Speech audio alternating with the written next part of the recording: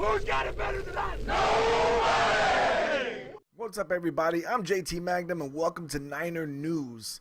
Now, there's a lot to talk about. San Francisco's been in the news like crazy lately.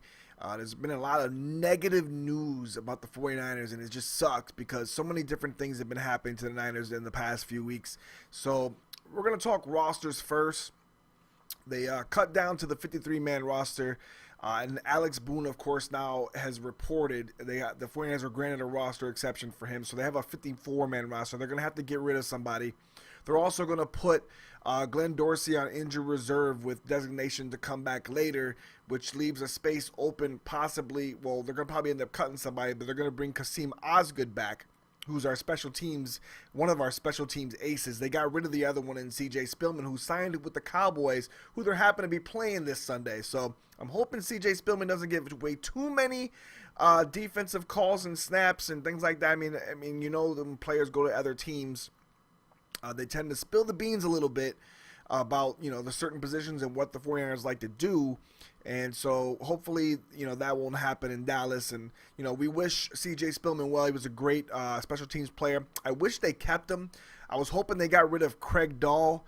I'm not a fan of Craig Dahl. He gets burnt too much. He got burnt in the preseason a lot. He got burnt for a couple touchdowns. He also got burnt deep. I'm not a fan of Craig Dahl. Like, he's just not good. And I don't know why they have an infatuation with him. I would cut him. I don't care. Screw his salary.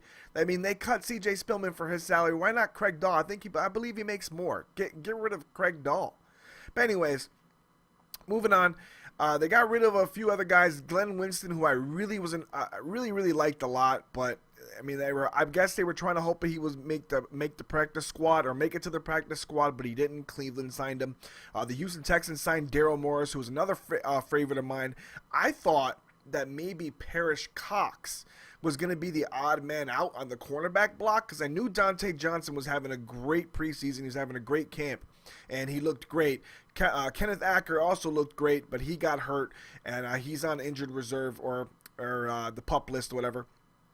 But I thought Parrish Cox was on his way out, but apparently Parrish Cox paid well enough to stay, and for some reason Daryl Morris became expendable. And I was even thinking maybe Chris Cook might go, but he had a couple interceptions in preseason. He looks good so far, so the Niners look to stay taller at cornerback, it looks like, because Daryl Morris is kind of a shorter corner. So the only pretty much couple short corners the 49ers have are Tremaine Brock and Jimmy Ward, who also recorded interception in preseason as well, and he looks great. Doing that, going to be in that nickel spot for the 49ers. Now, they kept a few offensive linemen, a lot of rookies. I mean, I think every rookie the Niners drafted somehow managed to be on this team. They basically went younger, which I think is a good thing. I mean, you've seen like teams like Seattle do it. They cut veteran players in favor of younger players to remain young and healthy, and they just continue to develop these players and get stronger. And I think the Niners are taking note, and they're doing pretty much the same thing. And it also keeps the salary low, and it also keeps them competitive for years to come. So I really like what the Niners are doing. I mean, I'm not that I wasn't I mean, there's a couple things that I wasn't in favor of, losing Winston and losing Daryl Morris, but at the same time, excuse me, my phone. But at the same time, you got to like the Niners' moves in the fact that they're getting young. And so you got to appreciate that. But anyways, let's talk about now the issues going on with the 49ers. With Aldon Smith, first of all, getting a 9-game suspension. I understand that he should get suspended. I thought he was going to get maybe 4 games, 6 at the most. But I thought 9 was a little harsh, and the only reason I'm saying that is because it just, in the light of the Ray Rice thing and everything else, I know people are making excuses and everything and saying that Roger Goodell messed up and blah, blah, blah, and all this other stuff. I get it, but why did he make Aldon Smith the example of him messing up for Ray Rice? Why not just bring Ray Rice back and just give him another suspension or something? Why does it have to make up for it by doing it? I felt like he made up for it by giving Aldon Smith the suspension. I mean, the guy sat out 5 games last year to, was basically from the 49ers to get himself right. I mean, 5 games. He missed 5 games already. So now it's a total of 14 games he's going to miss over a 2-year span because of basically suspension and rehab and blah, blah, blah, and everything else going on. But how is that warranted that, you can give him 9 games? I don't get it. But whatever, it is what it is. The Niners have other guys they can plug in. I know a lot of people are worried. They think that, it's a big, it's an NFL All-Pro. The 49ers have guys they can plug in. The 49ers have two really good linebackers in Scooter and in Corey Lemonnier. And Lemonnier is a pass rush maniac. The guy can rush the passer. He did it last year in Aldon Smith's absence. The Niners were undefeated during that time. Him and Scooter paired up very well, teamed up very well on that defense, and played very well on that defense. So Aldon Smith not having him doesn't really worry me too much, especially for the first 9 games of the season. We don't play Seattle till later. That's when he'll be ready to come back.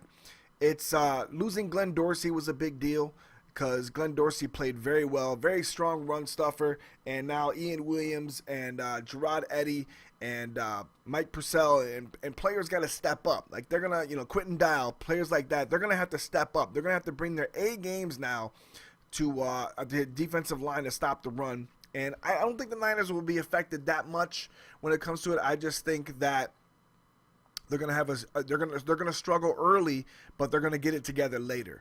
So we'll see what happens with that. But now the big other story: Ray McDonald with the domestic abuse case coming right after Roger Goodell basically says that they're gonna suspend people 6 games, and then the second offense is an NFL banishment. And Jim Harbaugh has also said that domestic abuse will not be tolerated on the 49ers, that it'll be, basically you're fired, So we're going to see what happens with Ray McDonald. He claims that it's that the truth will come out, meaning that he's innocent and that it's, false accusations and maybe some kind of just misunderstanding or something. So we're going to see what happens with the trial. But I have a feeling the NFL is going to actually do something about it beforehand, which I think is bullcrap. I don't think the NFL should be able to just make a decision and based off of somebody saying there's domestic abuse or somebody being arrested for it. But what if he was arrested falsely? What if the person is making false allegations and the guy gets arrested and next thing you know, the truth comes out and it's somebody just wanting money or somebody just wanting some. Not that I'm saying that everybody does that, because that's not how it works. I understand that. But I don't think the NFL should be making a rash decision and just coming to a decision and just saying, oh, you're gone. You're gone for 6 games and that's it. And then come to find out later that it was all a misunderstanding, a mistake. And then what's the NFL going to do? Oh, we're sorry. You know what I mean? We cost your team. So I want to see, this is a very interesting thing. I want to see what happens later. I want to see what the truth really is. But I'm hoping that the NFL doesn't come down. If so, the Niners do have Tank Carradine. They have Tony Gerard-Eddy. They have some guys on that defensive line that can play ball. So I don't think the Niners would be that affected that much. But Ray McDonald is a solid player.